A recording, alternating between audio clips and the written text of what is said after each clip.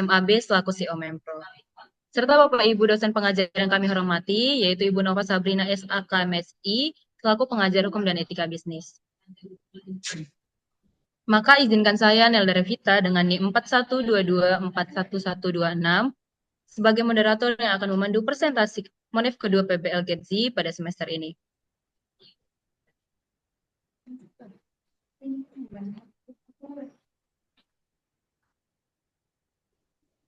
Kelompok kami terdiri dari 8 orang mahasiswa dan mahasiswi yang telah bekerja sama dalam menyelesaikan proyek ini. Berikut anggota kelompok kami dengan saya sendiri Nelda Revita, Rada Suheda, Raja Desyaran Alia Putri, Alia Faridisa, Diva Febi Karisa, Alia Fauzia, Muhammad Ridho, dan yang terakhir ada Nasir Hakim. Untuk mempersingkat waktu, langsung saja kita memasuki materi yang pertama yang akan dijelaskan oleh rekan saya Diva Febi Karisa tentang apa itu tentang pengertian disabilitas dan tujuan dari proyek kami. Kepada Diva, kami silahkan. Terima kasih kepada moderator. Perkenalkan, saya Diva Febi Karisa dengan NIM belakang 117. Di sini saya akan menjelaskan pengertian disabilitas dan tujuan dari proyek kami. Pengertian disabilitas menurut sumber Undang-Undang Nomor 8 Tahun 2016 Pasal 1, penyandang disabilitas adalah setiap orang yang memiliki keterbatasan intelektual, mental, dan sensorik dalam jangka waktu panjang yang dalam berinteraksi dengan lingkungan dapat mengalami hambatan dan kesulitan untuk berpartisipasi secara penuh dan efektif dengan warga negara lainnya berdasarkan kesamaan hak.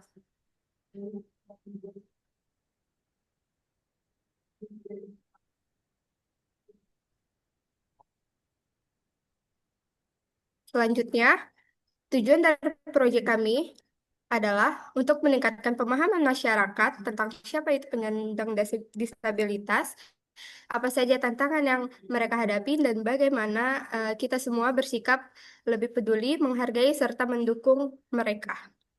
Sekian dari saya ucapkan terima kasih. Baik, terima kasih kepada Diva. Selanjutnya, rekan saya Muhammad Ridho dan Nasir akan menjelaskan landasan teori dari disabilitas. Kepada Ridho Nasir, kami silahkan. Perkenalkan, nama saya Muhammad Nasir Hakim dengan NIM 110.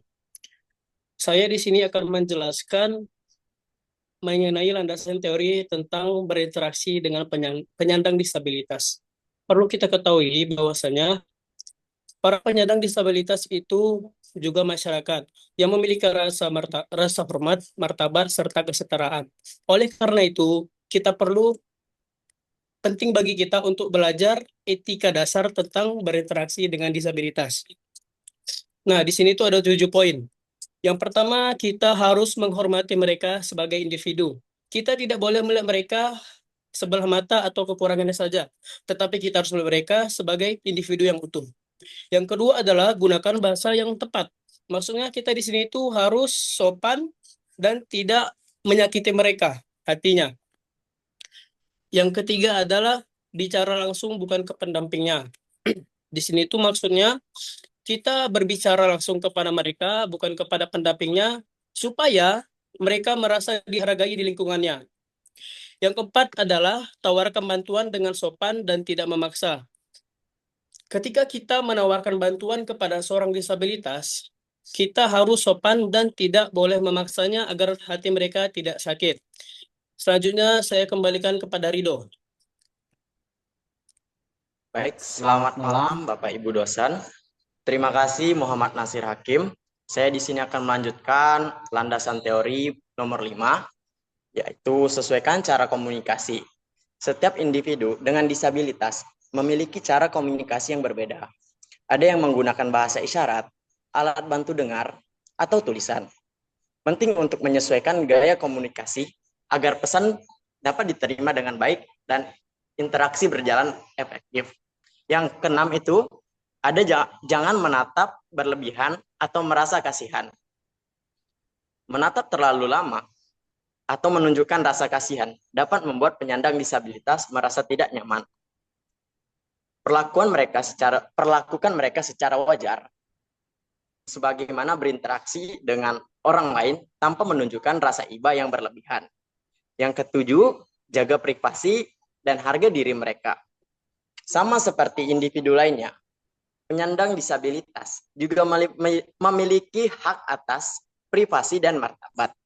Jangan bertanya hal-hal yang bersifat pribadi atau menyebarkan informasi tentang kondisi mereka tanpa izin. Menjaga privasi berarti menghormati mereka sebagai manusia seutuhnya. Kesimpulannya, berinteraksi dengan penyandang disabilitas membutuhkan empati, kesadaran, dan sikap inklusif. Memahami prinsip-prinsip dasar ini membantu menciptakan lingkungan sosial yang lebih adil, setara, dan penuh penghargaan terhadap keberagaman kemampuan manusia. Sekian penjelasan dari saya kembalikan kepada moderator. Baik, terima kasih untuk Muhammad Ridho dan Nasir. Lalu kita akan memasuki progres. Untuk bagian progres, rekan saya Rada Suheda akan menjelaskan tentang lanjutan progres yang kelompok kami lakukan setelah monif pertama. Kepada Rada Suheda, kami persilahkan. Baik, terima kasih kepada moderator. Sebelumnya, selamat malam kepada Bapak, Ibu dosen. Sebelumnya, perkenalkan nama saya Rada Suheda dengan belakang NIM 097. Di sini saya akan menjelaskan apa saja progres yang dilakukan selama pembuatan video pendek. Awal progres setelah monif 1 dilakukan, kami mendapat revisi dari Bapak atau Ibu pembimbing. Di sini kami melakukan revisi mulai dari revisi alur konsep, skrip, dan aturan-aturan perekaman video. Di sini kami melakukan perubahan alur konsep dan skrip pada video 2, yang dimana video 2 ini berbentuk film pendek. Dan juga kami sekaligus membuat tagline serta melakukan penyempurnaan skrip pada video 1 dan 3, di mana video 1 dan 3 ini berbentuk penjelasan mengenai pengenalan ragam jenis disabilitas dan mengenal bahasa isyarat CB. Nah, setelah melakukan penyelesaian revisi konsep, kami melanjutkan perekaman video mulai dari video 1, video 2, dan video 3. Kami melakukan pengulangan perekaman sesuai hasil skrip yang direvisi, yang dimana hasil revisi ini sudah mendapat arahan dan persetujuan dari Bapak Pembimbing. Setelah melakukan penyelesaian perekaman pada seluruh video, kami melakukan proses pengeditan video.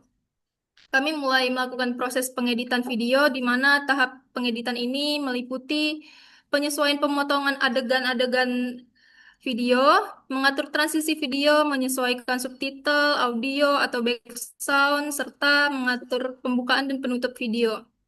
Di sini kami tidak melakukan pengeditan video saja, tapi kami juga melakukan pengeditan terhadap poster, yang dimana poster ini menunjukkan kesimpulan hasil proses kegiatan, tujuan kegiatan, dan output dalam bentuk kode QR. Pada tahap finalisasi pengeditan video dan poster, kami melanjutkan tahap akhir, yaitu yang dimana penyusunan laporan akhir dan monif 2 ini bertujuan sebagai untuk penilaian menyeluruh kepada kegiatan yang telah dicapai, seperti kendala yang dihadapi, evaluasi, dan dokumentasi kegiatan. Sekian progres yang dapat saya jelaskan. Saya kembalikan kepada moderator. Terima kasih kepada Rada. Adapun materi selanjutnya yaitu kendala yang kelompok kami alami selama proses PBL yang akan dijelaskan oleh Raja Desyara. Kepada Raja kami persilahkan. Baik, terima kasih moderator. Saya Raja Desyara Nawa Putri dengan belakang NIM 104. Berikutnya, kendala. Salah satu kendala kami dalam pembuatan video pendek ini adalah keterbatasan waktu. Hal ini disebabkan karena rekan anggota kami ada yang bekerja, sehingga kami harus menyesuaikan jadwal pengerjaan dengan waktu liburnya. Kondisi ini membuat proses pengambilan video dan diskusi kelompok kami menjadi lebih terbatas. Namun, karena kami tetap berusaha bekerja sama dengan baik agar tugas kami tetap selesai tepat waktu. Kedua, cuaca. Cuaca menjadi salah satu hambatan dalam proses pembuatan video pendek, terutama ketika pengambilan video dilakukan di luar ruangan. Kondisi cuaca yang tidak menentu seperti hujan dan mendung membuat kami harus menunda dan menyesuaikan kembali jadwal yang telah dirancang sebelumnya. Hal ini tentu mempengaruhi efisiensi waktu dan kelancaran proses produksi video, sehingga kami perlu lebih fleksibel dan siap dengan alternatif jadwal yang lebih baik. Ketiga, kendala kami dalam anggaran, biaya.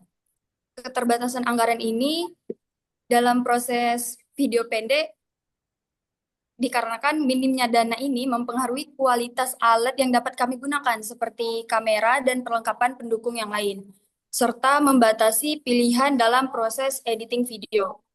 Untuk mengatasi kendala ini, kelompok kami berupaya memanfaatkan sumber daya yang ada secara maksimal.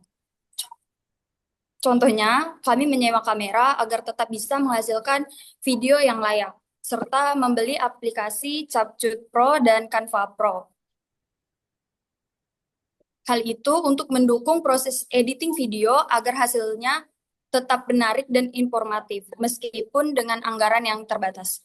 Melalui kerjasama dan pengelolaan anggaran yang efisien, kami tetap dapat menyelesaikan produksi video dengan hasil yang sesuai harapan. Terima kasih, saya kembalikan kepada moderator. Terima kasih kepada Raja Isyara. Untuk materi selanjutnya akan disampaikan oleh Alia Fauzia dan Alia Faradisa, yaitu mengenai output.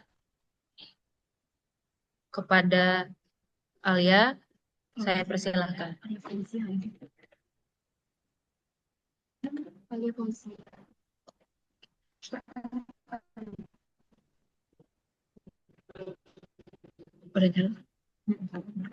Baik, terima kasih moderator. Perkenalkan, nama saya Alia Fauzia dengan NIM belakang.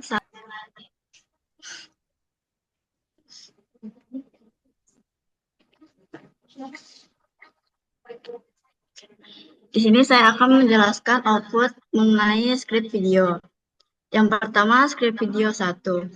Pada script video ini, kami mengangkat tema pengenalan ragam jenis disabilitas. Video ini bertujuan untuk memberikan pemahaman yang lebih baik kepada audiens tentang berbagai jenis disabilitas. Di dalamnya kami menjelaskan pengertian disabilitas, ragam jenis disabilitas yang ada, serta mengajak audiens untuk lebih peduli, menghargai, dan memperlakukan penyandang disabilitas dengan setara. Kami berharap melalui video ini penonton dapat meningkatkan empati dan kesadaran terhadap hak-hak penyandang disabilitas sehingga tercipta lingkungan yang lebih inklusif bagi semua. Dalam skrip 2, kami mengangkat tema tentang berinteraksi dengan penyandang disabilitas. Video ini mengajarkan cara yang tepat dalam berinteraksi dengan penyandang disabilitas, serta cara berkomunikasi dengan mereka sesuai dengan jenis disabilitasnya. Pesan utama yang kami tekankan dalam video ini adalah bahwa semua orang, termasuk penyandang disabilitas, berhak untuk diperlakukan secara setara dan penuh penghargaan. Setelah melalui Monef 1, kami menerima saran revisi dari Kemenpro Bapak Winanda agar video ini tidak menampilkan adegan hingga kelulusan. Hal ini kami lakukan untuk menyesuaikan alur cerita dengan fokus tema interaksi dan komunikasi saja. Oleh karena itu, kami revisi pada video 2.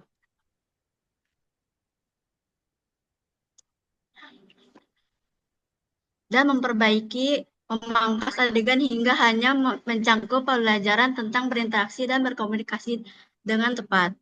Selanjutnya, skrip video 3. Pada skrip video 3 ini, kami mengangkat tema mengenal bahasa isyarat Indonesia. Video ini bertujuan untuk mengenalkan audiens pada dasar-dasar bahasa isyarat Indonesia. Antara lain cara memperkenalkan diri, huruf alfabet, kata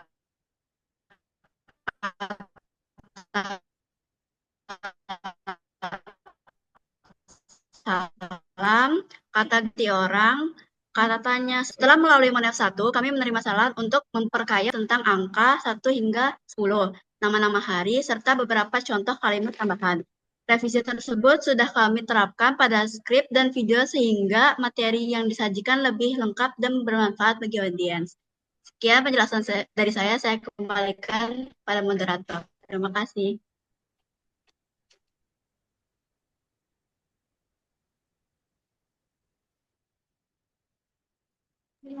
Baiklah, selanjutnya hasil video dan poster akan dijelaskan oleh Alia. Kepada Alia, kami silakan. Baik, terima kasih kepada moderator. Untuk selanjutnya, output kami berupa video. Dalam proyek ini, kami membuat 3 video pendek dan masing-masing punya fokus yang berbeda, tapi tetap saling berkaitan. Untuk video pertama dengan konsep edukasi yang membahas tentang apa saja jenis-jenis disabilitas, seperti disabilitas fisik, sensorik, intelektual, dan lainnya. Tujuan kami membuat video ini adalah supaya rekan-rekan atau masyarakat lebih paham bahwa disabilitas itu nggak cuma satu jenis saja, dan setiap penyandang disabilitas mempunyai kebutuhan serta cara berinteraksi yang berbeda-beda.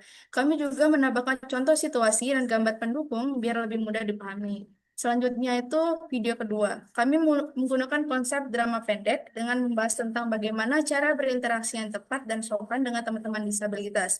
Kadang kita nggak sadar sikap atau ucapan kita bisa menyakiti mereka. Di video ini kami kasih contoh situasi nyata dan juga cara yang lebih baik berkomunikasi jadi lebih ramah. Untuk video ketiga, itu mengenai bahasa isyarat CB, kami menggunakan konsep tutorial. Di sini kami tunjukkan beberapa kosakata dasar dalam CB yang bisa dipelajari semua orang. Contohnya seperti salam, perkenalan, atau pertanyaan sederhana. Tujuannya biar makin banyak orang yang tahu dan bisa mulai belajar sebagai bentuk menghargai dan membuka ruang komunikasi dengan penyandang disabilitas tuli. Jadi ketiga video ini kami buat untuk meningkatkan kesadaran dan empati rekan-rekan atau masyarakat terhadap disabilitas serta mengenalkan cara komunikasi yang inklusif. Harapannya mungkin banyak orang yang paham dengan menghargai dan tidak ragu untuk berinteraksi dengan teman-teman disabilitas.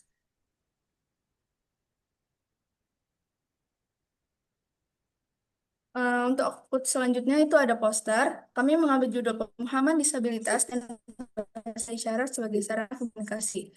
Poster ini membahas mengenai proses kami dalam menjalankan proyek ini. Dalam poster ini membahas pentingnya mengenal lebih dalam tentang disabilitas dan belajar bahasa isyarat CB, khususnya CB, yaitu Sistem Isyarat Bahasa Indonesia. Jadi latar belakangnya itu kurangnya masyarakat yang memahami tentang penyandang disabilitas, baik jenis disabilitasnya maupun bagaimana cara berinteraksinya. Untuk tujuan kami membuatnya itu supaya mereka lebih mengerti apa saja jenis-jenis disabilitas dan dapat menumbuhkan rasa empati dan kesadaran untuk lebih menghargai. Untuk proses, jadi setelah monitoring dan evaluasi modul pertama, kami melakukan revisi konsep dan skrip untuk video 2 sesuai dengan apa yang telah rekan saya sampaikan tadi, dan beberapa materi baru yang ditambahkan sesuai masukan dosen terkait. Untuk matkul yang terkait, itu ada social skill project, aplikasi komputer perkantoran, hukum dan etika bisnis, dan juga matkul Pancasila. Jadi selain belajar teori, kami juga langsung praktek lewat proyek ini. Dan hasil yang dihasilkan oleh kelompok kami itu menghasilkan 3 video pendek yang telah saya jelaskan sebelumnya. Untuk output lainnya bisa diakses melalui QR code yang ada di poster tersebut.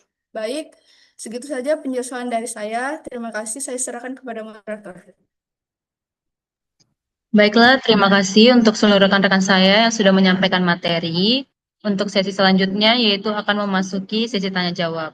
Kepada Bapak dan Ibu dosen pengajar yang ingin bertanya, kami silahkan. Oke, terima kasih. Mungkin dari Bu Nova dulu, ada yang mau ditanyakan Bu Nova? Oke, terima kasih Pak Winanda.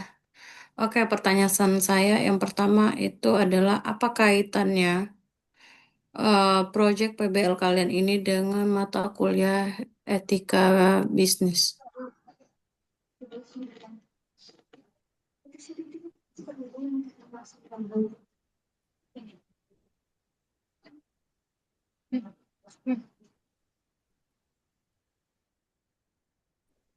Baik, Bu.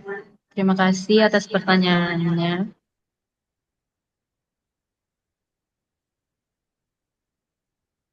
Saya akan menjawab pertanyaan dari Ibu. Saya Nelda Revita dengan NIM belakang 126. Keterkaitan dengan mata kuliah Hukum dan Etika Bisnis, saya mengambil yaitu keadilan dan kesetaraan hak, di mana hukum mengatur bahwa semua orang berhak mendapatkan kesempatan yang sama, termasuk dalam mengakses pendidikan yang tinggi tanpa melihat kondisi fisik. Seperti pada cuplikan video kami yang kami buat, video kedua, yaitu dia mengikuti tes masuk Poli Batam melalui jalur khusus disabilitas dan dinyatakan lolos tanpa memandang kekurangannya.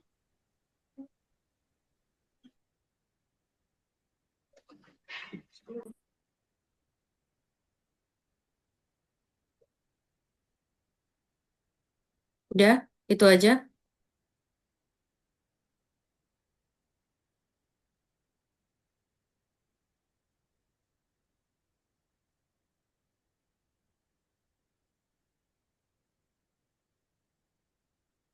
Ada yang mau menambahkan? Temannya yang lain, kecuali Nelda, ada lagi? Izin menambahkan ya, Bu. Hmm, Dalam video 2 itu juga kami menerapkan prinsip non-diskriminasi yang mana eh, mencerminkan seperti perusahaan harus menghindari diskriminasi berdasarkan disabilitas sesuai dengan pasal 5 Undang-Undang Nomor 8 Tahun 2016 yang dimana hak tersebut atas kehidupan bebas dan stigma, privasi, keadilan dan perlindungan hukum, pendidikan, pekerjaan, kewirausahaan dan koperasi. Baik, sekian Bu, terima kasih. oke.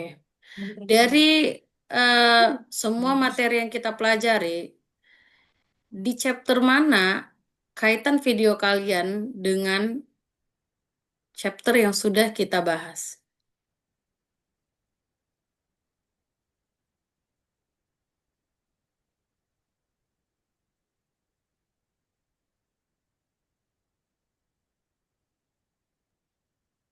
Baik, Bu, saya Raja Desyaranal Putri akan menjawab. Dari video kami itu ada cerita Tata Ridho menunjukkan bagaimana lingkungan inklusi mendorong kolaborasi. Ini mencerminkan praktik etika bisnis yang mendorong keragaman dan kesetaraan di lingkungan perusahaan. Terima kasih. Iya, di chapter mana, Mbak? Kan kita ada materinya. Apa? Enggak, bukan kesetaraan. Materi pembelajaran Kan ada materinya, Mbak. Chapternya apa? Kita di pertemuan 1 sampai 14. Saya akan kasih tahu biasanya ada di chapternya. Chapternya tentang apa, terus kaitannya apa video kalian dengan chapter yang sudah saya siapkan 14 pertemuan tersebut. Adakah yang berkaitan? Nah, kalau berkaitan itu di chapter mananya gitu. CSR beberapa ya?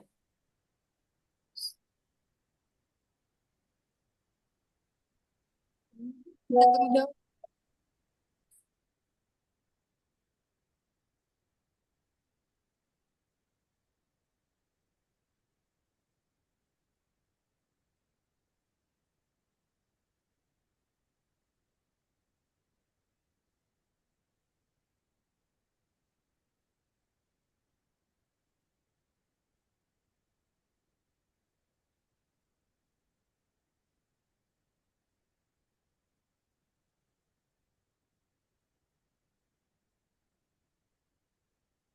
Baik, Bu.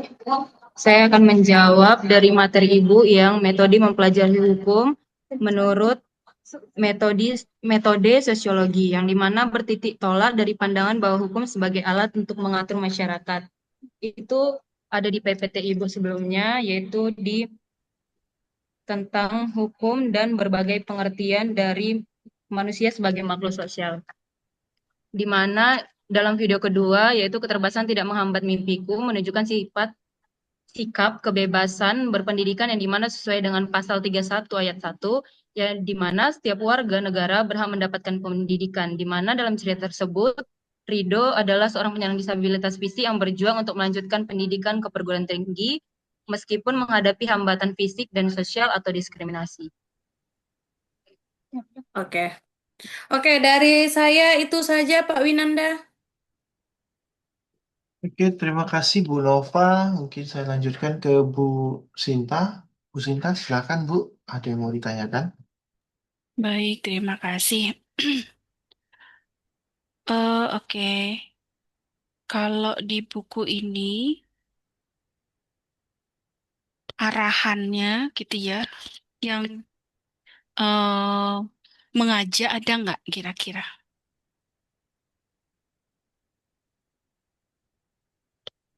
Mengajak gitu ya, mengajak para pembaca untuk tidak Mohon maaf, melakukan. Bu. Sebelumnya kami tim video pendek, Bu. Video. Oh, oke, sebentar.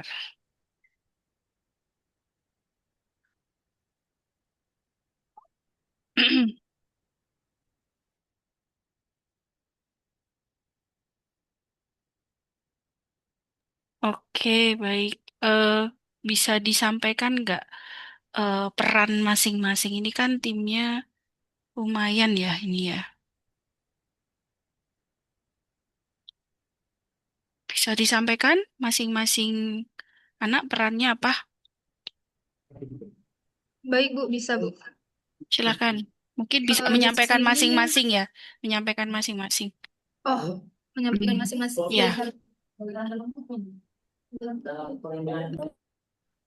Dalam video 2 di video pendek ini, Bu, saya berperan sebagai temannya Rido, teman baiknya, teman dekatnya yang selalu mendukung dia, Bu. Bersama teman saya, Nasir.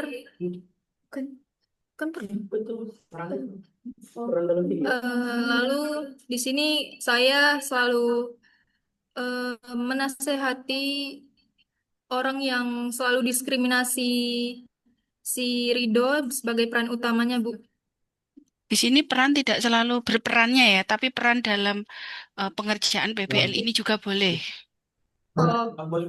Pengerjaan dalam laporan gitu ya, Bu, penyusunan.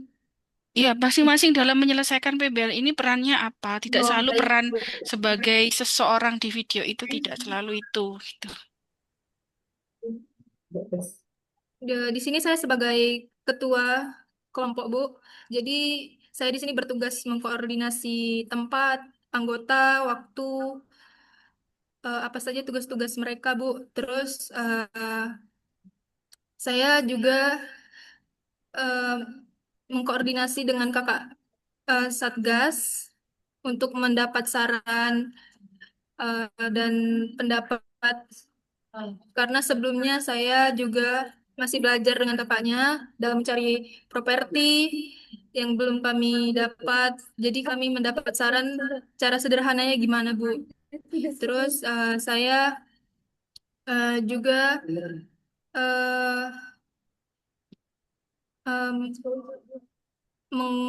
mengatur bagaimana konsep-konsep yang akan dilakukan, apa ke depannya saya akan melakukan apa saja gitu, Bu. Jadi bagaimana tugas umumnya kepada ketua, Bu.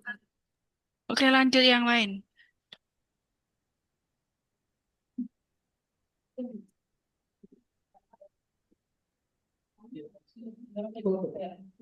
Nggak ada?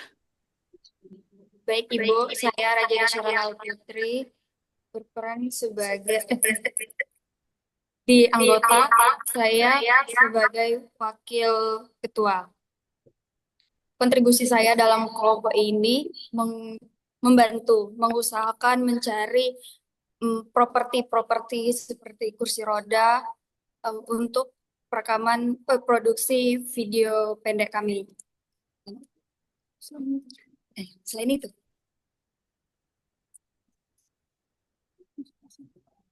kami juga bekerja sama berdiskusi, mengajak teman-teman yang lain bekerja sama berdiskusi dalam menyusun skrip, jadwal untuk diskusi.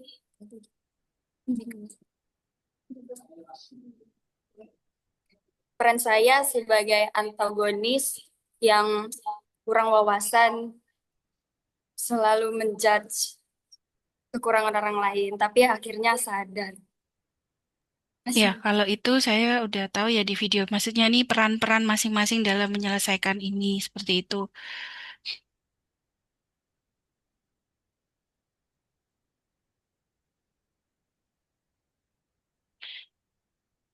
Mungkin ada yang membuat Membuat skripnya siapa, skrip yang nyiapin, yang minjem ruangan kayak apa, alat-alat, gitu-gitu loh. Baik Bu, sebelumnya yang buat skrip itu video 2 itu Mbak fokus aja. Kalau yang lain mau ngomong, ngomong aja. Jangan mendekte. izin Bu, Yang lain saya ngomong Alia langsung. Faradisa dengan NIM belakang 111. Dalam proyek ini saya berperan sebagai penulis skrip video 2, sekalian sutradara juga. Untuk video 1, saya juga mengarahkan rekan-rekan bagaimana mengambil angle untuk videonya. Terus saya juga berperan dalam menyusun laporan akhir, membantu membuat skrip untuk video lainnya juga. Sudah cukup. Sekian, terima kasih Bu. Siapa lagi yang mau? Yang lain nggak ada yang menambahkan? Baik Bu, permisi, saya Nelda Revita sebagai sekretaris 2. Di sini tugas saya yaitu membuat skrip 2 pertama dan direvisi oleh Alia Faradisa. Lalu saya juga melakukan evaluasi, lalu memberikan ide untuk revisi dan mencatat hal-hal yang penting untuk ke depan yang perlu dilakukan untuk direvisi. Lalu saya juga membuat Canva Monet sekarang. Terima kasih.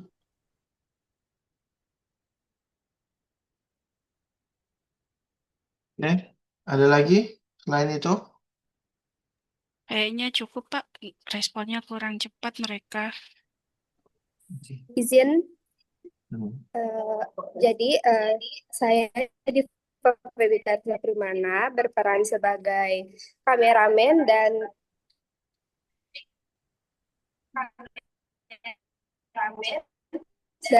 editor video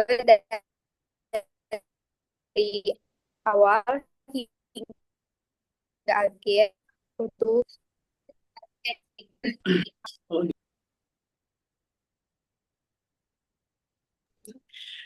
Perkenalkan, saya Muhammad Nasir Hakim.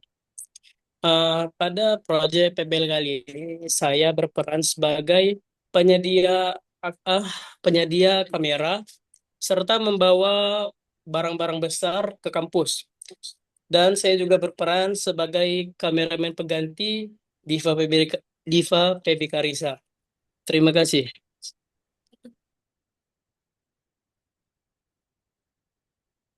Yang lain?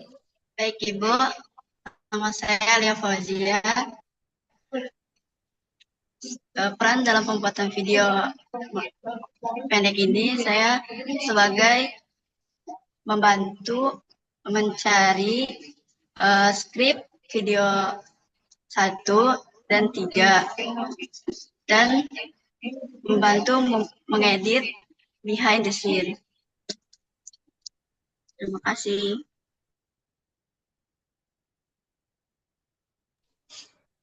Selamat malam Ibu, saya Muhammad Ridho dengan NIM 127. Saya di sini sebagai anggota, peran saya yaitu membantu membawa barang-barang berat dan mengembalikannya lagi ke tempat Alia Fauzia, karena barang-barangnya kami titipkan di mesnya Alia Fauzia. Setiap ada pertemuan, jika taking video, barang-barang selalu yang cowok-cowok bawah. Terus itu peran saya dalam video itu sebagai peran utama yang memiliki keterbatasan. Sekian dari peran saya. Saya kembalikan ke moderator. Baik, Bapak Ibu, apakah ada yang ingin ditanyakan kembali? Cukup ya. Terima kasih Pak Win. Oke, terima kasih Bu Sinta. Untuk laporan akhirnya sudah dibuat, Sudah, Pak. sudah selesai ya. Sudah. Oke, ya udah kalau gitu nanti ditunggu saja. Oke. Bapak Bu Sinta dan Bu Nova, kita mungkin lanjut ke Etika bisnis. Sebelumnya izinkan saya memperkenalkan diri. Nama saya Suciaulia Putri selaku moderator dari kelompok 6 dengan NIM 4122 410012. Akan memandu jalannya presentasi progres proyek yang telah kami kerjakan sejauh ini. Proyek ini merupakan bagian dari implementasi pembelajaran berbasis CDEO yang menjadi pendekatan utama dalam penyusunan buku saku ini. Harapan kami, sesi ini dapat memberikan masukan dan arahan dari Bapak Ibu dosen yang membangun agar buku saku ini semakin bermanfaat bagi tim pelaksana maupun seluruh mahasiswa Politeknik Negeri Batam. Baik, tanpa berlama-lama lagi, marilah kita mulai pemaparan materi ini dengan semangat.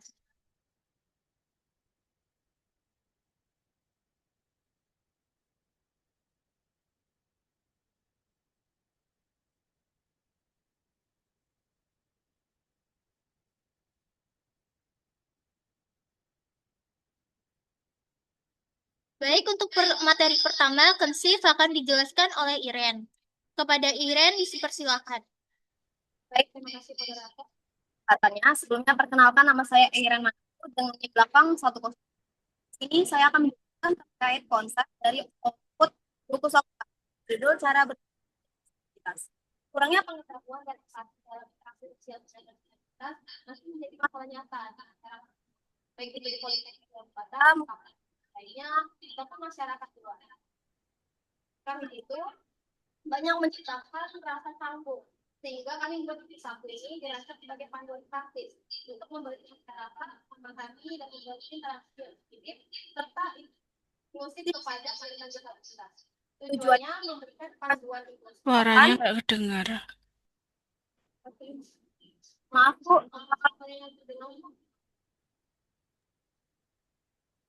Putus-putus suaranya Mbak.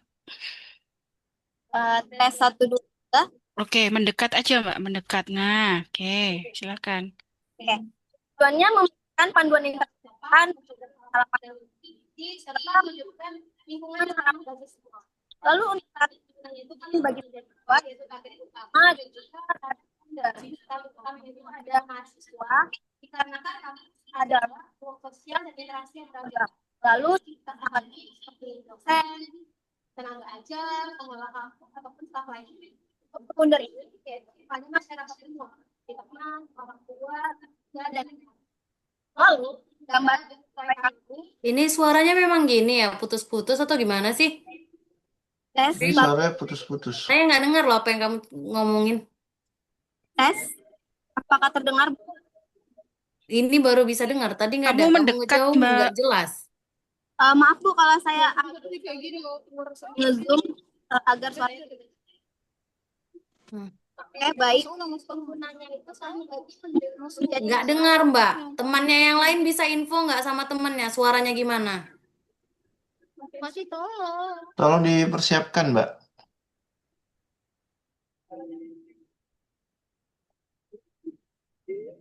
Apakah suara saya terdengar, Bu?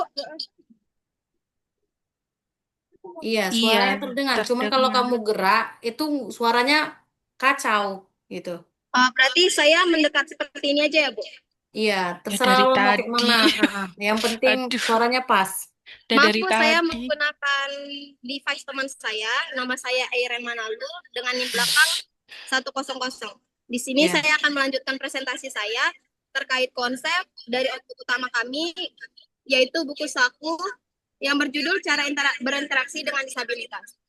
Di mana target utama kami itu adalah mahasiswa, karena kampus adalah ruang sosial dan interaksi yang beragam. Lalu civitas akademika seperti dosen, staf, dan juga pengelola kampus. Lalu ada target sekunder yaitu masyarakat umum seperti orang tua, teman, dan juga rekan kerja. Lalu gambaran umum proyek kami ini, buku saku ini kami susun dengan bahasa yang sederhana, ilustrasi yang menarik, serta struktur isi yang serupa agar memudahkan pembaca memahami isi buku tersebut. Sekian presentasi dari saya serahkan kepada moderator. Baik, terima kasih kepada Saudara Iren. Selanjutnya, untuk tahap desain akan dijelaskan oleh Saudara Hana. Kepada Saudara Hana, dipersilakan. Baik, Bu. Selanjutnya, ini saya akan menjelaskan bagian hasil dari desain yang telah kami buat, yang terdiri dari 2 komponen utama, yaitu buku saku dan penyamaan. Jadi di sini adalah kami menggunakan pendekatan CDO atau konsep, desain, implement, dan juga operan. Pertama-tama untuk buku saku di sini kami menyusun desain kontennya menggunakan sesuai isi, tujuan, dan juga audiens yang akan kami tuju. Kemudian juga kami memperhatikan beberapa aspek seperti cover. Untuk cover di sini kami membuat cover dengan semenarik mungkin dan juga menambahkan ilustrasi sehingga menggambarkan. Suaranya kecil, Mbak. Kemudian kami juga menambahkan kata pengantar dan pendahuluan sebagai pembuka. Kemudian kami membuatnya sesuai dengan materi dan juga menambahkan ilustrasi serta menggunakan bahasa yang tidak dipahami. Kemudian kami juga menggunakan warna-warna yang ramah mata agar Mbak, suaranya nggak ada. Kalian dari tadi sebenarnya mempersiapkan ini nggak sih? Halo, Mbak. Mbak, suaranya nggak ada. Ini semua anggota kayak gitu semua toh. Tuh gimana sih?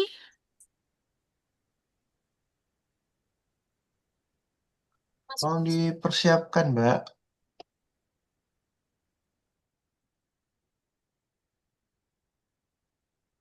Dari tadi kalian tuh bermasalah dengan suara. Saya juga bingung kenapa suara kalian seperti itu. Kalian sebenarnya berada di mana? Kan kalian sudah paham nih kalau hari ini kalian akan monev. Nah, seharusnya kalian tahu menempatkannya. Kalian harusnya tahu jaringan yang mana, device yang mana. Kalian itu bukan kelompok pertama, kalian itu kelompok kedua. Harusnya kalian udah paham nih harus gimana. Gitu loh. Tapi dari tadi kita buang-buang waktu hanya dengan suara kalian yang nggak bersuara, nggak dengar gitu loh. Kacau suaranya gitu. Kalau dilanjutin terus suara kalian kayak gini, itu gimana? Nggak kedengaran sama aja. Nggak dilanjutkan, kalian nggak bisa. Jadi mau gimana? Harusnya kalian sudah persiapkan ini loh. Saya udah kasih kesempatan ya, Mbak. Salah 8, saya sengaja. Masa sih Dari tadi, satu tim tuh loh. Kok bisa semuanya kayak gitu tuh loh. Ngumpul di mana, Zoom-nya tuh kayak apa? Baik Bu, izin menjawab. Tadi kami udah simulasi Bu. Kebetulan kami memang lokasinya berdekatan. Tadi kami sudah simulasi dan kami tidak menggunakan WiFi Bu. Kebetulan kami menggunakan data seluler. Tapi nggak tahu Bu, kenapa ketika Zoom mulai malah nggak terdengar suaranya. Kamu simulasinya dengan timmu. Kamu nggak ada orang di situ yang mendengarkan. Ya pasti ya iya aja. Nah kayak gini apa yang mau dinilai? Sayang kan udah capek-capek kayak gitu. Baik Bu, minta maaf Bu. Apakah suara kami sudah terdengar sekarang Bu? Ya kayak suara gitu Mbak jawabanmu terdengar. dari tadi. Apakah sudah terdengar? Nanti kayak gitu lagi ngomong. Pas ngomong nanti kayak gitu lagi.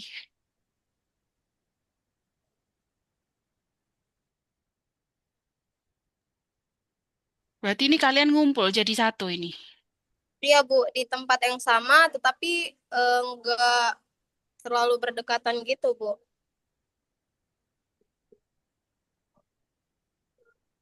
Coba tuh temennya. Temennya bisa nggak sama nggak suaranya kayak kamu? Izin Bu, apakah suara saya terdengar? Nah, coba lanjutin. Lanjutin aja, Mbak. Putus nggak? Kalian kalau kayak gini nggak dapat nilai loh. Baik, maaf ya Bu atas ketidaknyamanannya. Baik Bu, selanjutnya di sini dalam desain kami juga memastikan layout yang kami buat itu rapi dan simpel agar bisa diakses oleh semua kalangan. Kalau presentasi menghadap ke sini, bola matanya, maaf, ke depan, jangan lirak-lirik. Maaf, Fokus, Mbak. baik Bu. Lalu kemudian untuk PPT di sini kami juga menggunakan struktur dari CDO yaitu konsep, desain, implement, dan juga operate. Untuk konsep di PPT kami berisi dengan tujuan, latar belakang, dan juga audiens. Kemudian untuk desain ini berisi tentang proses pembuatan isi dan juga tampilan. Kemudian untuk implement di mana ini adalah proses kami dalam pembuatan buku saku. Dan juga untuk operate ini merupakan hasil buku saku kami yang digunakan untuk Monef. Sekian dari saya, selanjutnya saya kembalikan kepada moderator. Baik, terima kasih kepada Saudara Hana. Selanjutnya untuk tahap implement akan dijelaskan oleh Nisa dan Dita. Kepada Nisa dan Dita dipersilakan. Baik, sebelumnya apakah suara saya terdengar? Sebelumnya perkenalkan nama saya Anissa Nurasana dengan NIM belakang 099.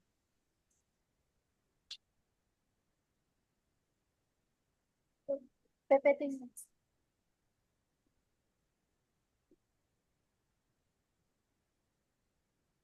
Di sini saya akan menjelaskan bagian implementasi.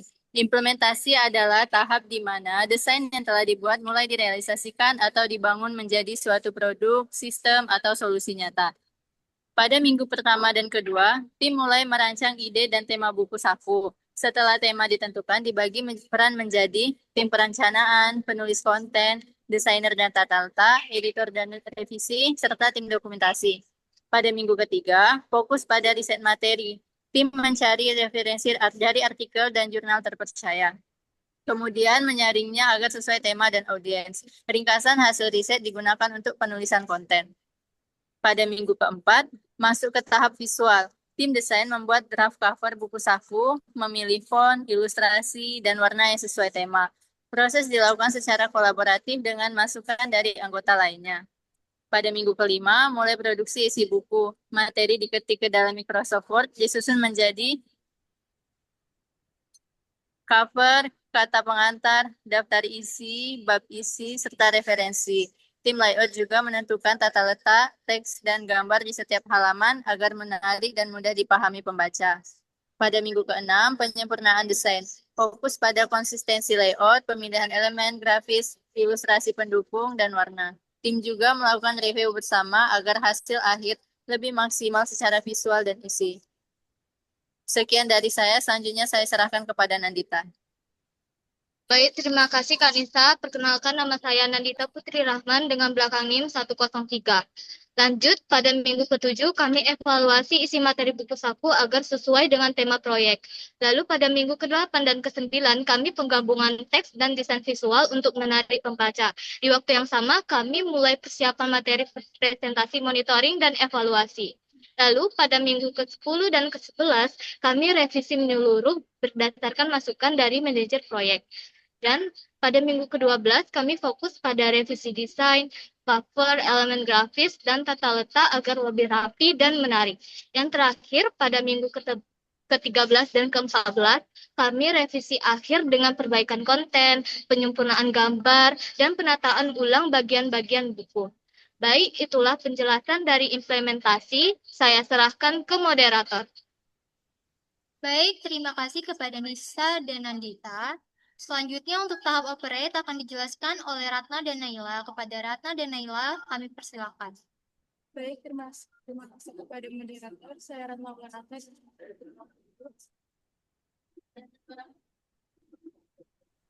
Baik, terima kasih kepada moderator. Saya Ratna Wulanata dengan NIM 107. Saya akan membahas mengenai OPRED. Yang pertama itu ada laporan akhir yang berisi tentang latar belakang. Pada bagian ini, kami memaparkan tentang pentingnya pemahaman mengenai penyandang disabilitas. Yang selanjutnya ada tujuan. Tujuan dari diadakannya PBL ini adalah untuk mendukung social inclusion melalui edukasi. Yang selanjutnya itu ada hasil. Hasil dari proyek ini yaitu buku saku yang informatif dan komunikatif yang dapat digunakan sebagai alat bantu yang inklusif. Selanjutnya ada pembahasan. Bagian pembahasan ini kami menjelaskan mengenai konsep dan perencanaan buku saku. Selanjutnya pembuatan output utama yaitu buku saku. Yang selanjutnya yaitu kesimpulan. Melalui kegiatan ini, peserta memahami pentingnya etika dalam berinteraksi dengan disabilitas dengan menciptakan lingkungan yang inklusif dan setara dengan membekali prinsip-prinsip GETSI diharapkan dapat mengurangi stigma serta mendorong terbentuknya kesadaran dalam memperjuangkan hak penyandang disabilitas. Dan kedua itu ada monitoring atau logbook. Logbook mingguan digunakan untuk memantau progres proyek setiap mulai dari tahap perencanaan, setiap kinerja, setiap individu kelompok kami. Dengan demikian, proyek ini dapat dipantau dan dievaluasi secara efektif sehingga dapat mencapai tujuan yang diinginkan. Sekian dari saya, dilanjutkan oleh Naila. Baik, saya akan melanjutkan presentasi dari Ratna, yaitu output yang keempat, yang ketiga output yang dihasilkan. Nah, output yang dihasilkan yang pertama yaitu produk utama kami, buku saku, kami susun sebagai panduan praktis. Materinya kami ambil dari referensi jurnal dan artikel ilmiah, lalu kami sederhanakan agar lebih mudah dipahami. Yang kedua ada laporan akhir PPT-AAS dan juga video after movie. Nah, output yang keempat yaitu ada presentasi akhir. Presentasi akhir ini kami tonjolkan dalam presentasi ini adalah bagaimana buku saku ini bukan cuma tugas, tapi benar-benar dibutuhkan di kampus, apalagi sejalan dengan program GETSI. Harapannya buku ini bisa dipakai langsung oleh siapapun di kampus untuk memahami cara berinteraksi yang baik dengan mahasiswa dan disabilitas. Baik, sekian dari saya kembalikan ke moderator. Baik, terima kasih kepada Saudara Ratna dan Naila. Selanjutnya untuk progres keseluruhan buku saku akan dijelaskan oleh Kasih. Kepada Kasih, saya persilakan. Baik, terima kasih kepada moderator. Perkenalkan, nama saya Kasih Natalia dengan NIM akhir 108. Kami melakukan revisi menyeluruh dimulai dari tampilan desain, letak letak, dan isi. Desain awal dirasa belum mampu untuk mempresentasikan semangat inklusif. Oleh karena itu, kami menghadirkan kembali desain baru yang lebih hangat, ramah, dan komunikatif, agar lebih mencerminkan nilai-nilai penghargaan terhadap keberagaman. Dari sisi konten, seluruh isi buku saku kami pindahkan dari OneDrive ke Canva. Ini dilakukan agar konten bisa lebih selaras dengan desain baru, mulai lebih disesuaikan serta memberikan pengalaman visual yang lebih rapi dan nyaman dibaca. Dengan revisi ini, kami berharap pesan yang ingin disampaikan dalam buku saku dapat diterima oleh seutuhnya, baik secara isi maupun tampilan. Sekian dari saya kembalikan kepada moderator. Baik, terima kasih Saudara Kasih. Selanjutnya, izinkan kami menjelaskan keterkaitan mata kuliah dengan proyek yang telah kami jalankan. Untuk keterkaitan mata kuliah Pancasila akan dijelaskan oleh Reta.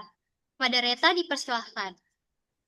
Baik, terima kasih kepada moderator. Sebelumnya perkenalkan saya Maeswari Laureta dengan NIM belakang 1101.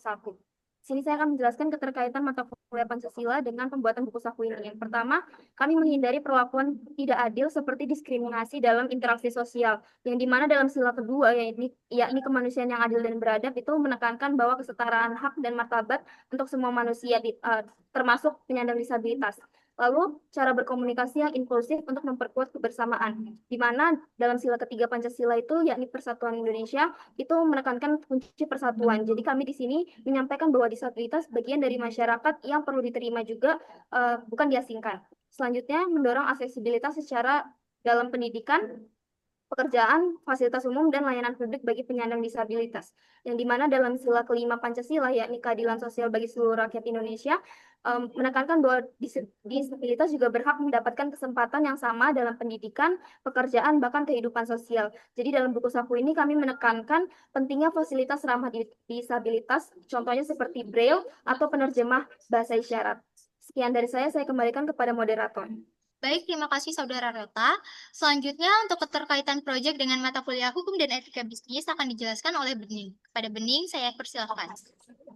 Perkenalkan, nama saya Bening Putri Ramadhani dengan NIM belakang 105. Di sini saya akan menjelaskan kaitan mata kuliah hukum etika bisnis dengan proyek ini. Yang pertama yaitu penyisipan etika dan pasal hukum tentang hak disabilitas ke dalam buku saku, sebagaimana yang tercantum dalam Undang-Undang Nomor 8 tahun 2016 yang bertujuan memberikan pemahaman dasar tentang hak penyandang disabilitas. Yang kedua, mencantumkan implementasi CSR ke dalam pelayanan disabilitas. Pembuatan buku saku ini merupakan wujud nyata dari tanggung jawab sosial mahasiswa yang isinya berfungsi sebagai bentuk kontribusi sosial untuk meningkatkan kesadaran masyarakat pentingnya memperlakukan penyandang disabilitas dengan baik. Yang ketiga, tidak plagiasi dalam pembuatan buku saku. Dalam hukum bisnis, setiap karya yang dihasilkan oleh individu atau institusi dilindungi oleh hak cipta, sebagaimana yang diatur dalam Undang-Undang Nomor 28 Tahun 2014 tentang hak cipta. Oleh karena itu, dalam menyusun buku saku yang memuat informasi, kami mencantumkan referensi di dalamnya. Sekian presentasi dari saya kembalikan kepada moderator. Baik, terima kasih kepada Saudara Bening. Selanjutnya yang terakhir, akan saya tutup dengan menjelaskan keterkaitan proyek dengan mata kuliah aplikasi komputer perkantoran. Pada proyek yang dijalankan, kami mengolah konten buku saku menggunakan Microsoft Word untuk menyusun teks, layout, dan format yang rapi. Setelah itu, kami juga melakukan proofreading guna memastikan penulisan sudah tepat dan mudah dipahami. Menggunakan Canva untuk desain visual buku saku seperti ilustrasi, dan juga ditambahkan agar lebih menarik dan lebih relate kepada kondisi disabilitas dan para pembacanya. Dan juga untuk presentasi Monef hari ini, untuk PowerPoint-nya sendiri kami juga menggunakan Canva untuk tampilan yang simple, estetik, dan efisien. Kesimpulannya adalah, buku saku ini lahir dari keresahan atas kurangnya pemahaman dalam berinteraksi dengan disabilitas. Melalui pendekatan CDIO, kami merancang konten inklusif melibatkan berbagai pihak dan menghadirkan sebagai panduan praktis yang diharapkan memberi dampak nyata di lingkungan sekitar. Demikian presentasi dari kelompok kami. Kami mengucapkan terima kasih atas perhatian Bapak dan Ibu dosen. Kami sangat terbuka terhadap saran, kritik, dan masukan demi menyempurnakan proyek ini menjadi lebih baik ke depannya. Wassalamualaikum warahmatullahi wabarakatuh. Saya moderator, izin pamit undur diri. Salam hangat untuk kita semua. Terima kasih. Oke, mungkin dari Bu Sinta ada yang mau disampaikan, Bu? Ya, ada. Coba di-share lagi, Mbak.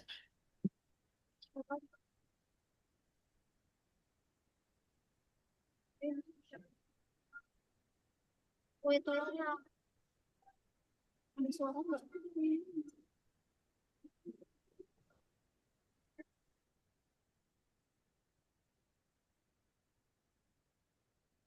Di-share lagi, Mbak.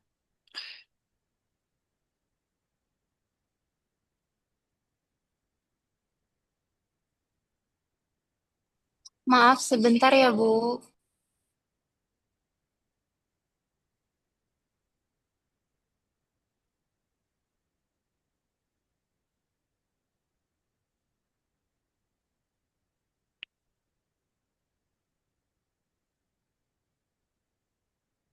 Oke.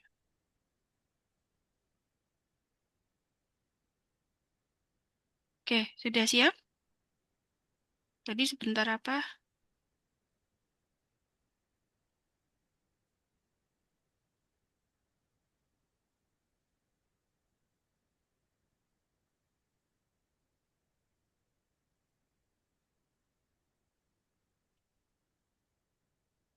Halo?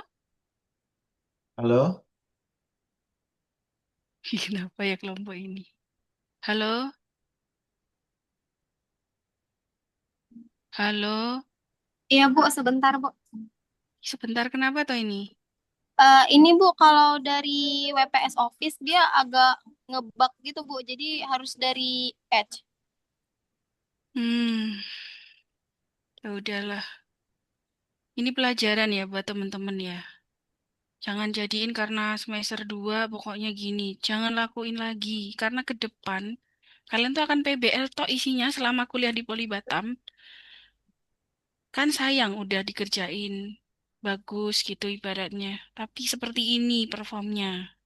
Ini berlaku untuk semuanya ya, nggak cuma satu orang, semuanya. Karena apapun outputnya itu nilai tim, ada nilai individu, tapi tim itu menunjukkan perform semuanya. Itu ya.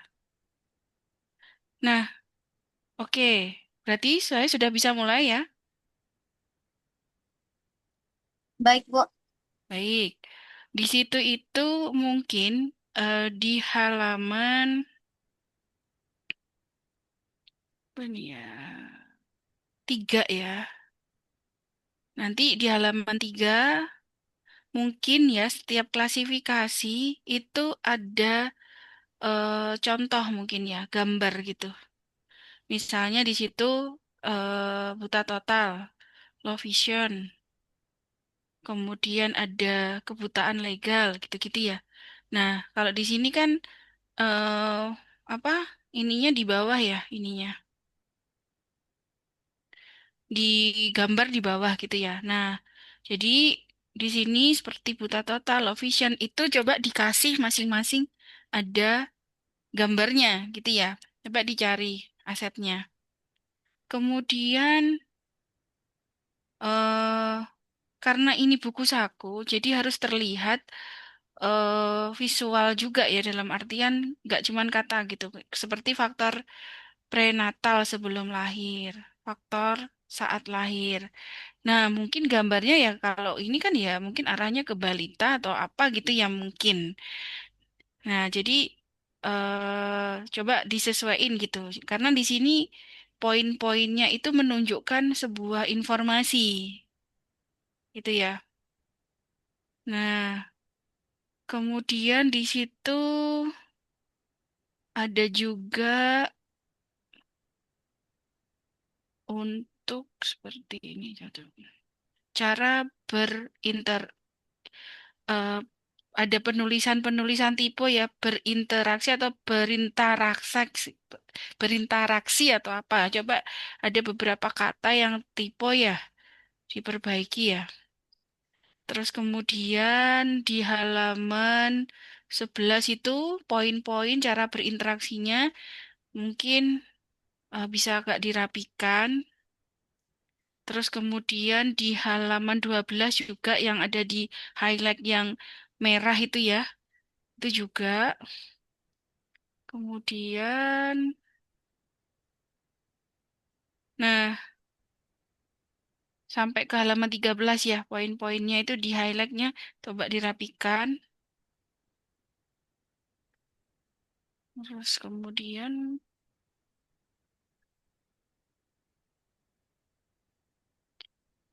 nah, eh, dalam setiap bab itu kan ada judul, misalnya cara berinteraksi dengan disabilitas tunadaksa. Nah, coba itu spasinya terlalu lebar tuh ya, 2 itu. Coba dibikin 1 gitu, judulnya yang bab 3.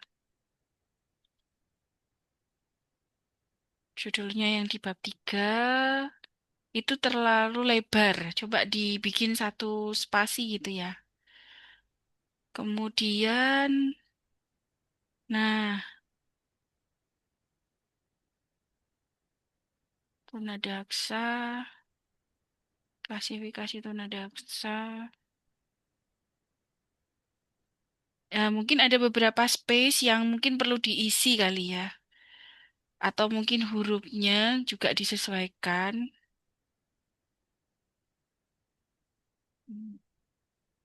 Kemudian di halaman 34, di situ ada faktor saat kelahiran. Nah, cara penyusunannya itu mungkin dirapikan kali ya. Eh, itu kan A gitu ya, Mbak, Mas, faktor genetik atau keturunan. B itu kan kelainan. Nah, itu kan coba dirapikan. Gitu ya, Erina ya. Dirapikan biar tidak biar lebih rapi lah sepertinya. Gitu ya. Kemudian di situ halaman. Nah, di situ halaman 35. Itu agak tertutupi gambarnya yang lagi basket itu ya. Agak tertutupi. Nah, kemudian ada yang paling penting lagi. Perlu sitasi ya. Di situ mungkin sudah disitasi belum di situ rata-rata. Nah, coba dicek. Sudah pakai referen atau Mendeley gitu nggak? Sudah belum?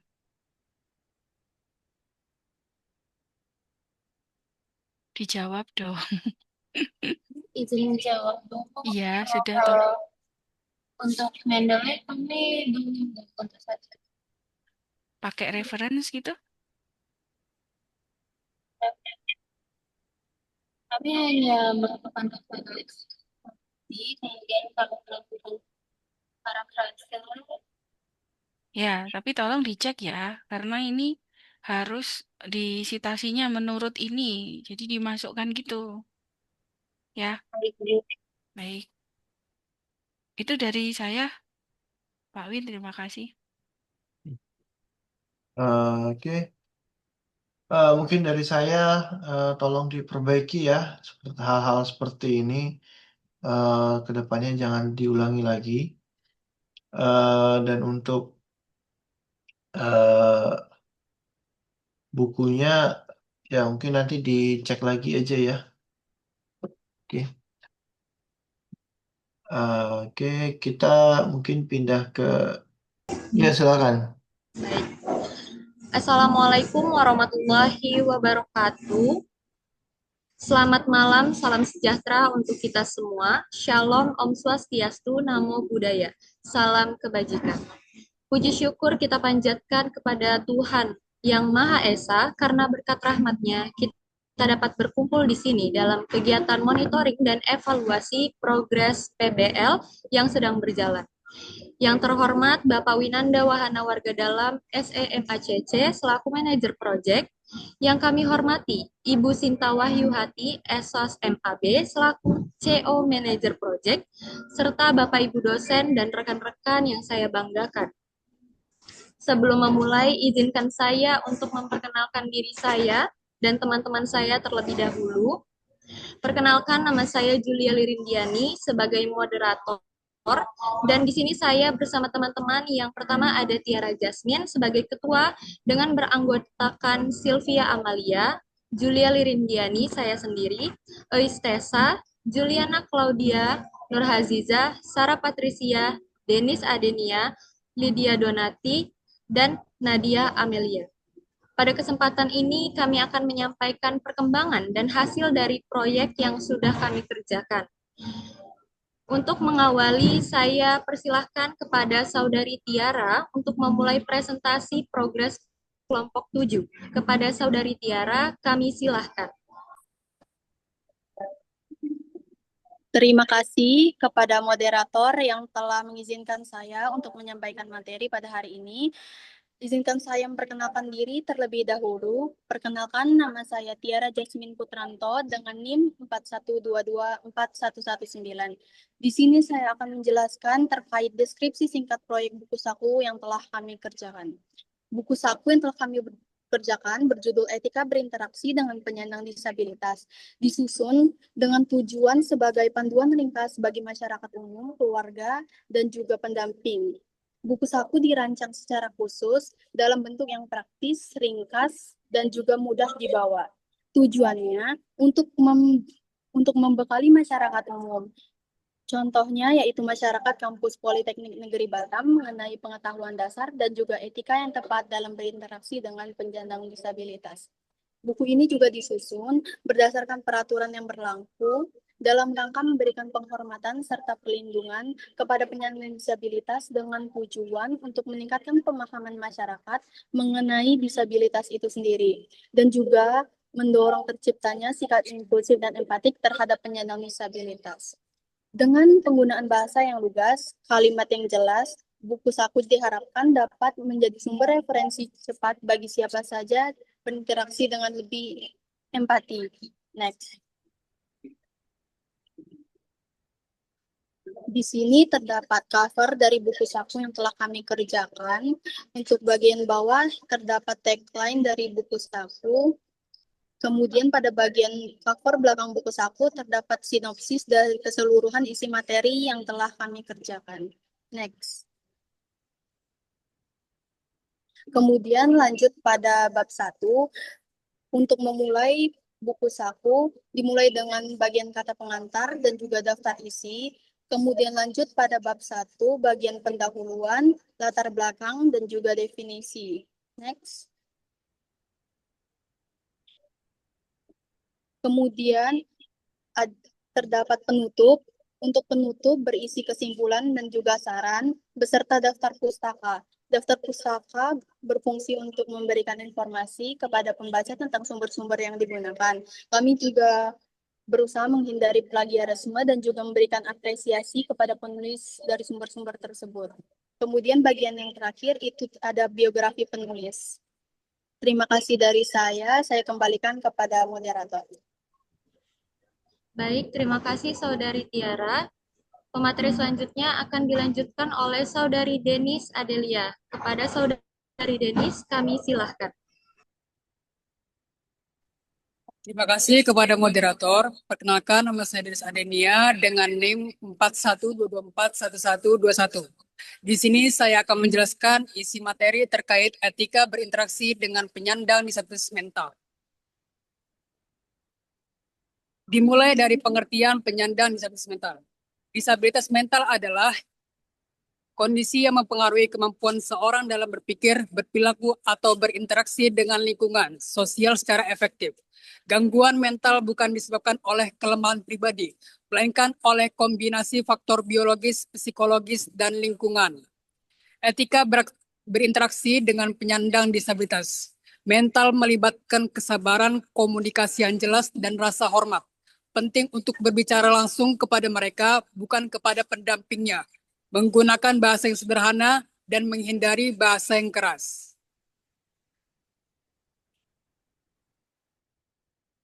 Next. Selanjutnya, output terkait materi etika berinteraksi dengan penyandang disabilitas mental. Dalam penulisan buku saku, materi yang kami jelaskan selalu dimulai dengan pengertian diikuti dengan ciri-ciri ataupun kategori penyandang disabilitas. Dilanjutkan dengan pemberian contoh berinteraksi dengan penyandang disabilitas itu sendiri. Itu saja penjelasan dari saya. Terima kasih. Saya kembalikan kepada moderator. Baik, terima kasih Saudari Denis. Pemateri selanjutnya adalah Saudari Sarah. Kepada Saudari Sarah, kami silahkan.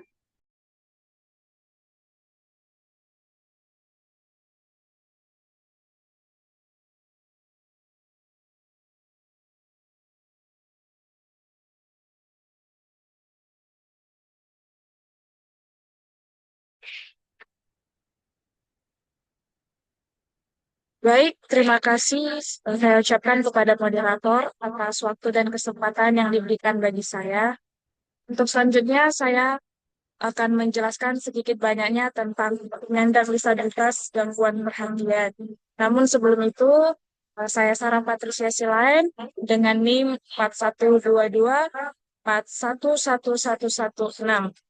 Baik, gangguan perhatian dapat diidentifikasi sebagai attention deficit disorder atau disingkat dengan ADD, atau juga attention deficit hyperactivity disorder atau disingkat dengan ADHD, yang merupakan gangguan perkembangan neurobiologis atau sumber utamanya terletak pada rendahnya konsentrasi dan juga sangat mudah teralihkan perhatiannya dari satu kegiatan-kegiatan lain. Terlepas dari namanya, ADHD tidak berarti kurang perhatian, namun anak lebih sulit mengendalikan perhatian atau mengarahkannya ke tugas-tugas tertentu. ADHD menyebabkan gejala-gejala seperti kesulitan fokus, suka melamun, dan perilaku impulsif. Namun kondisi ini juga memungkinkan anak untuk masuk ke zona dan terlalu fokus pada hal-hal yang benar-benar mereka nikmati. Untuk etika berinteraksi dengan penyandang disabilitas gangguan perhatian atau yang kita sebut dengan ADHD, itu melibatkan pemahaman, kesabaran, dan komunikasi yang efektif. Juga hindari stereotip, berikan perhatian penuh, dan ciptakan lingkungan yang mendukung. Sekian dari saya kembalikan kepada moderator. Baik, terima kasih Saudari Sarah. Pemateri selanjutnya adalah Saudari Eis. Kepada Saudari Eis, kami silakan. Baik, saya Ewis Desa Sarmin dengan NIM 41224111411125. Di sini saya akan menjelaskan terkait penyandang gangguan perhatian yang telah kami kerjakan di dalam buku saku. Dalam penulisan buku saku materi etika berinteraksi dengan penyandang gangguan perhatian, kami memulai dengan pengertian dari gangguan disabilitas perhatian. Diikuti dengan apakah ADHD hanya terjadi pada anak-anak, diikuti jenis ADHD yang perlu diketahui, dan di sini kami menjelaskan 3 jenis ADHD, yaitu yang pertama ada ADHD inattentive type, yang dimana ADHD ini melibatkan kesulitan fokus. Yang kedua ada ADHD hiperaktif impulsif, yang dimana ADHD ini melibatkan kesulitan untuk duduk diam ataupun waktu tenang. Dan yang terakhir ada presentasi gabungan, yang dimana ADHD ini dengan kombinasi dari gejala inatentif dan hiperaktif. Dan dilanjutkan dengan kategori berinteraksi dengan penyandang disabilitas gangguan perhatian. Baik, demikian materi yang saya sampaikan. Saya kembalikan kepada moderator. Terima kasih. Baik, terima kasih Saudari Eis. Pemateri selanjutnya merupakan saya sendiri. Izinkan saya memperkenalkan diri saya kembali. Perkenalkan, nama saya Julia Lirindiani dengan NIM 4122411114. Di sini saya akan menjelaskan materi dan juga output terkait dengan etika berinteraksi dengan penyandang disabilitas hiperaktif dalam penulisan buku saku, dan dimulai dengan pengertian terlebih dahulu. Hiperaktif adalah kondisi umum yang dialami oleh anak-anak yang dapat ditunjukkan dengan sikap yang tidak tenang. Namun, dunia medis tidak setuju dengan definisi umum hiperaktif yang diketahui masyarakat. Anak yang terlihat sangat aktif belum tentu hiperaktif. Saat berinteraksi dengan penyandang disabilitas hiperaktif, penting untuk berdoa dengan sabar, pengertian, dan memberikan ruang bagi mereka untuk mengekspresikan diri, komunikasi yang jelas dan sederhana, serta menghindari membuat penilaian atau asumsi adalah kunci utama. Next. Selanjutnya, ini merupakan output dari hiperaktif dan dimulai dengan pengertian. Kami memperjelaskan perbedaan anak aktif biasa dan hiperaktif secara medis adalah ADHD. Lalu selanjutnya ada kategori anak hiperaktif. Kami membagi menjadi 2 jenis perilaku utama. Yang pertama ada inatensi atau kurang perhatian dengan ciri-ciri anak sulit fokus, mudah teralihkan, ceroboh, dan sering lupa. Lalu yang kedua ada hiperaktif impulsif atau tidak bisa diam. Anak dengan ciri-ciri ini seperti anak terus bergerak, gelisah, banyak bicara, tidak sabar, dan bertindak tanpa berpikir. Selanjutnya ada gejala. Kami merangkum tanda-tanda spesifik yang membedakan anak hiperaktif dari anak aktif normal. Misalnya dari cara berbicara, rasa lelah, fokus, hingga interaksi sosial. Lalu yang selanjutnya ada etika berinteraksi. Sangat penting untuk memahami cara berinteraksi dengan penyandang hiperaktif. Kuncinya adalah kesabaran, pengertian, dan strategi yang tepat tentunya. Ini berarti kita harus menerima kondisi mereka, berkomunikasi jelas, menciptakan lingkungan kondusif, bersikap tenang, memberikan penguatan positif, melibatkan aktivitas fisik, serta memberikan dukungan penuh. Disarankan juga untuk melibatkan tenaga profesional. Sekian dari saya. Selanjutnya pematerinya ialah Saudari Sylvia. Kepada Saudari Sylvia, saya silakan.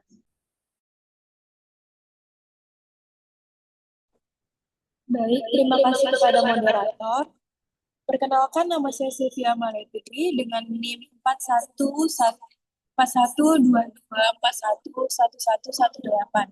Di sini saya akan menjelaskan tentang etika berinteraksi dengan penyandang disabilitas gangguan belajar spesifik. Gangguan belajar spesifik atau specific learning disorder merupakan kondisi perkembangan saraf yang melibatkan kesulitan belajar dan menggunakan keterampilan akademik. Ini termasuk jenis-jenis gangguan belajar spesifik. Yang pertama ada disleksia. Kesulitan dalam membaca termasuk pemahaman, pengenalan kata, dan kecepatan membaca. Yang kedua ada disgrafia, yaitu kesulitan dalam menulis, termasuk menulis tangan atau ejaan. Yang ketiga ada diskalkulia, yaitu kesulitan dalam menghitung matematika atau menghitung yang lainnya. Lalu ada etika berinteraksi dengan penyandang disabilitas gangguan belajar spesifik, tekanan pada komunikasi yang jelas, sabar, dan dukungan positif. Penting untuk berbicara langsung kepada penyandang disabilitas untuk melalui pendamping dan menggunakan bahasa yang sederhana serta mudah dipahami. Hindari istilah negatif dan berikan apresiasi atas usaha yang mereka perbuat. Saya kembalikan kepada moderator. Baik, terima kasih Saudari Sylvia. Pemateri selanjutnya adalah Saudari Claudia. Kepada Saudari Juliana Claudia, kami silahkan.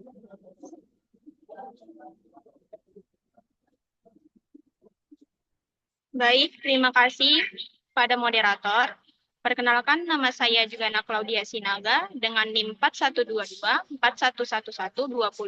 Di sini saya akan menjelaskan output terkait gangguan belajar spesifik. Dalam penulisan buku saku, materi yang kami jelaskan selalu dimulai dengan pengertian, diikuti dengan ciri-ciri ataupun kategori gangguan belajar spesifik. Dilanjutkan dengan pemberian contoh gangguan belajar spesifik itu sendiri. Next. Pada gambar pertama, dimulai dengan penjelasan apa itu gangguan belajar spesifik, dan yang kedua, jenis-jenis gangguan belajar spesifik, dan gambar ketiga yaitu menurut DSM atau Diagnostik dan Statistik Gangguan Mental, dan gambar keempat, etika berinteraksi dengan penyandang gangguan belajar spesifik. Baik, saya kembalikan ke moderator. Terima kasih. Terima kasih Saudari Claudia. Pemateri selanjutnya adalah Saudari Nadia. Kepada Saudari Nadia, kami silahkan. Baik, terima kasih moderator. Perkenalkan, nama saya Nadia Emilia Tuadino dengan NIM 4122411109.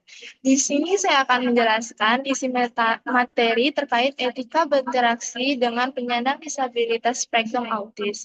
Pengertian penyandang disabilitas gangguan spektrum autis adalah gangguan perkembangan neuropsikologis yang ditandai dengan ketidakseimbangan fungsi di bagian sistem saraf otak, khususnya pada bagian yang berhubungan dengan keterampilan komunikasi, bersosialisasi, dan berperilaku.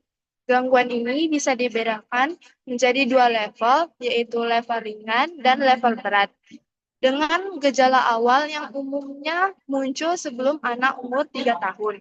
Etika dalam berkomunikasi dengan individu penyandang disabilitas spektrum autis.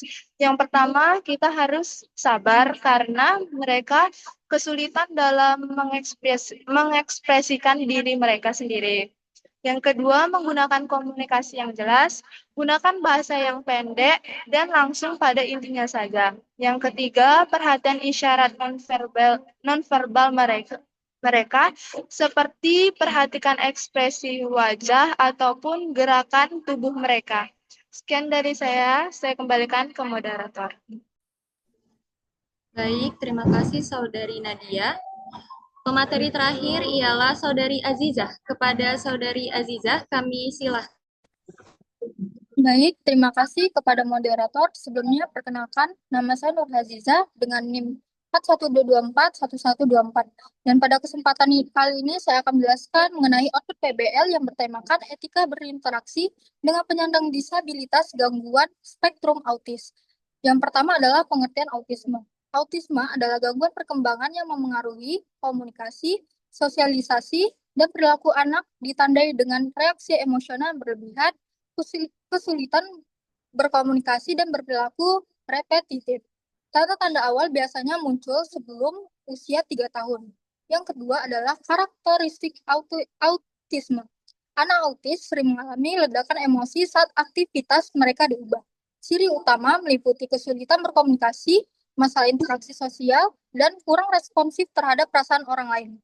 Yang ketiga yaitu cara berkomunikasi dengan penyandang disabilitas. Untuk berkomunikasi efektif dengan anak autis, dengan cara memanggil namanya sebelum berbicara, lakukan kontak mata dan duduk sejajar dengannya. Dan yang terakhir yaitu etika berinteraksi dengan penyandang disabilitas. Sekian presentasi dari saya kembalikan kepada moderator. Terima kasih. Baik, terima kasih Saudari Aziza. Next.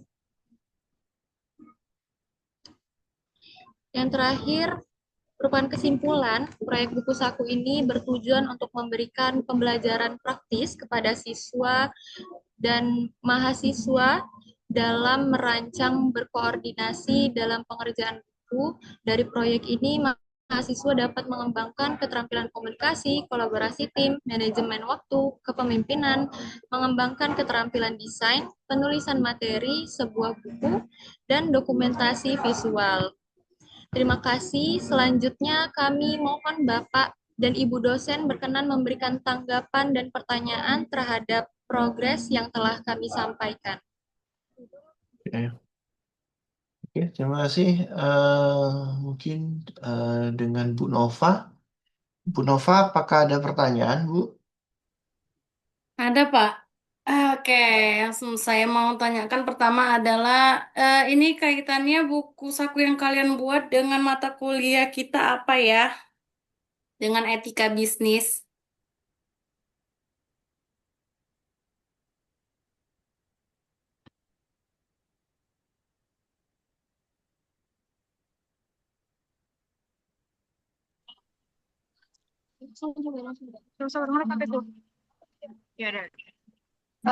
Izin Bapak, Ibu, perkenalkan nama saya Nadia Minatul Adino dengan NIM 4122411109.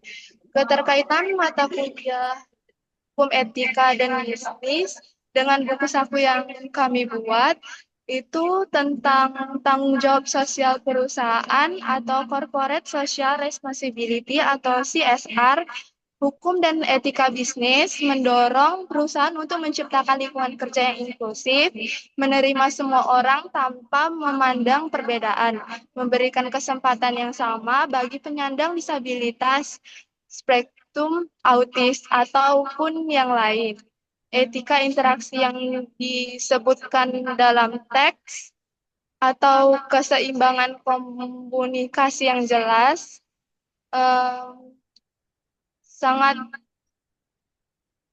sangat krusial dalam proses pelatihan ataupun adaptasi di tempat kerja bagi individu mereka. Sekian dari saya. Terima kasih. Tapi kan buku saku yang kalian buat tentang anak, mohon maaf ya, ADHD ataupun anak gejala autis. Terus di mana bisnisnya? Perlakuan bisnisnya di mana?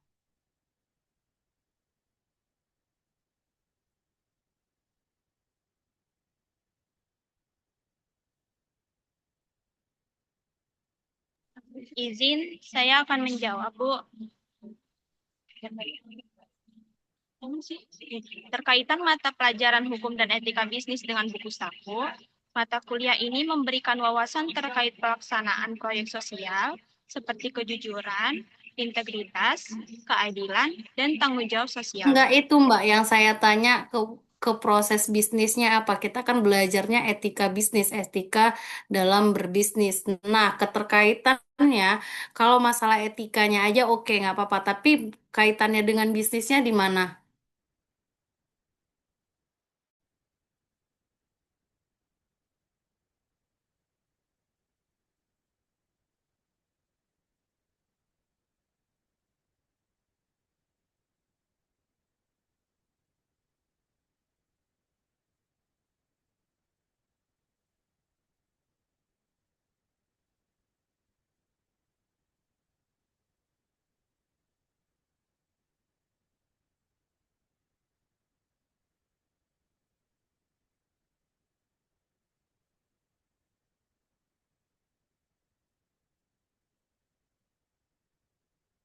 Gimana? Temannya yang lain ada yang menambahkan?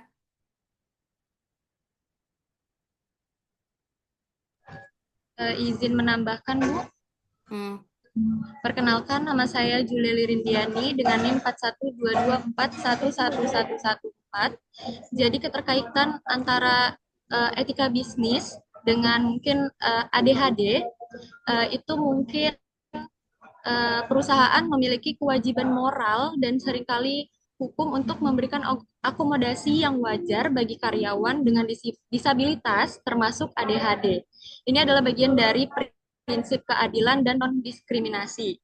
Lalu untuk proses bisnisnya, implementasi akomodasi seperti jadwal kerja yang fleksibel, ruang kerja yang tenang, penggunaan handphone, peredam bising, alat bantu manajemen tugas seperti aplikasi atau daftar periksa, atau instruksi tertulis yang jelas. Kira-kira seperti itu, Bu. Apa cukup? Oke, Pak Winanda, dari saya itu saja. Oke, terima kasih Bu Nova. Mungkin saya lanjutkan ke Bu Sinta. Ada yang mau disampaikan, Bu Sinta?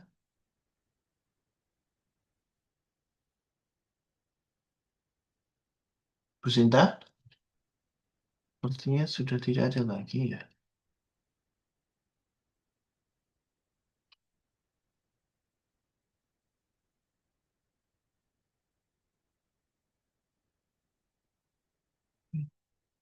Oke, kalau sepertinya Bu Sinta sudah berhalangan hadir.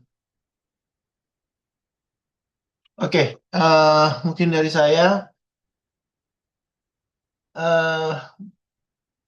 nanti dicek kembali ya soal bukunya ya, untuk tata tulis segala macam. Lalu yang kedua,